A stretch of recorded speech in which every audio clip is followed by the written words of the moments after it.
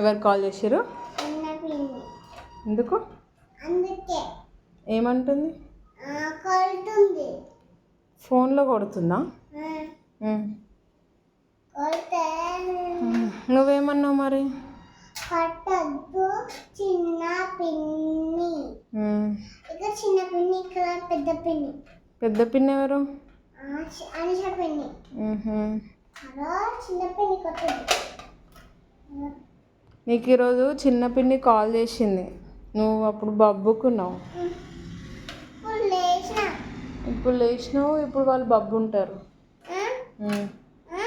ఇప్పుడు వాళ్ళు బబ్బు ఉంటారు. రేపు కాల్ చేద్దామా? ఇప్పుడు బబ్బు ఉంటారు అనుకుంటా.